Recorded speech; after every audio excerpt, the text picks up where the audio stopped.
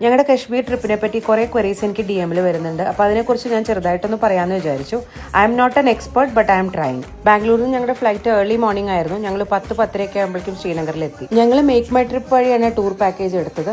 എയർപോർട്ടിൽ ഞങ്ങളുടെ driver Aqib wait ചെയ്യുന്നുണ്ടായിരുന്നു. അവിടെ എത്തിക്കഴിഞ്ഞാൽ എന്തായാലും ഒരു വേറെ സിം എടുക്കണം. ആക്കിബാണ് ഞങ്ങൾ അതിനൊക്കെ ഹെൽപ്പ് ചെയ്തത്. എയർപോർട്ടിൽ നിന്ന് എന്തായാലും സിം എടുക്കാൻ നിൽക്കണ്ട, അവിടെ നിറയെ കടകളുണ്ട്.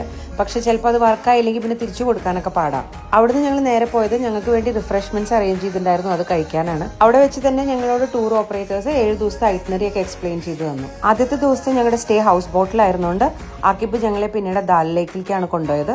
അവിടുന്ന് ഗേറ്റ് നമ്പർ 8 ഞങ്ങൾ ഷിക്കാരയിൽ കയറ്റി സാധനങ്ങളൊക്കെ ആയിട്ട് ഹൗസ് ബോട്ടിലേക്ക് കൊണ്ടുപോയി. കുറച്ചു നേരം റെസ്റ്റ് ചെയ്തൊക്കെ കഴിഞ്ഞ് ഒരു 3 മണിയായപ്പോൾ ഞങ്ങളൊരു 1 hour ഷിക്കാര റൈഡിന് കൊണ്ടുപോയി അവർ. ഈ ഷിക്കാര റൈഡിൽ പോകുമ്പോൾ ഷോള്, ലെതർ ഐറ്റംസ്, സാഫ്രണ്, ആൽമണ്ട്സ് ഒക്കെ വിൽക്കാൻ കുറേ ആൾക്കാർ വരും. പക്ഷെ അതൊന്നും വാങ്ങാൻ പോകണ്ട, നല്ല വിലയാണ്. അത് വേറെ കടകളിൽ നിന്ന് പോയി വാങ്ങിയാൽ മതി. ഞങ്ങൾ കുറച്ച് കോൺ ഐസ്ക്രീമും മാഗിയും പനീർ പക്കോടയൊക്കെ കഴിച്ചു. സത്യം പറയാലോ, തണുപ്പത്ത് മാഗിക്ക് ഒരു പ്രത്യേക ടേസ്റ്റ് ആട്ടോ. പിന്നെ അവിടെ ലോക്കൽ ഡ്രസ്സ് ഇട്ടിട്ട് നമുക്ക് ഫോട്ടോഷൂട്ടൊക്കെ ചെയ്യാം. അത് ഭയങ്കര ക്രിഞ്ചാണെന്ന് ഞങ്ങളുടെ കൂടെ ജെൻസി പറഞ്ഞ കാരണം ഞങ്ങൾ ആ പണി വേണ്ടാച്ചു. അങ്ങനെ 1 hour ഷിക്കാര റൈഡൊക്കെ കഴിഞ്ഞ് ഞങ്ങൾ പിന്നെ സിറ്റിയിലേക്ക് പോയിട്ടോ. സിറ്റിയിൽ പോയി ആദ്യം ചെയ്തത് ഇൻസ്റ്റാഗ്രാമിൽ കണ്ടിട്ടുള്ള ചായ എന്നുള്ള ഷോപ്പിലേക്കാണ് കേട്ടോ. നല്ല എസ്തെറ്റിക് ആയിരുന്നു, നല്ലൊരു കഫേ. അവിടെ പോയിട്ട് നല്ല ചൂടായിട്ടുള്ള കാവാ ടീയും പിന്നെ കുറച്ച് കേക്കൊക്കെ കഴിച്ചു. പിന്നെ ഞങ്ങൾ പോയത് ലേ ഡെലിസ് എന്ന് പറഞ്ഞിട്ടൊരു ഫ്രഞ്ച് പാറ്റിസറിയിലാണ് കേട്ടോ.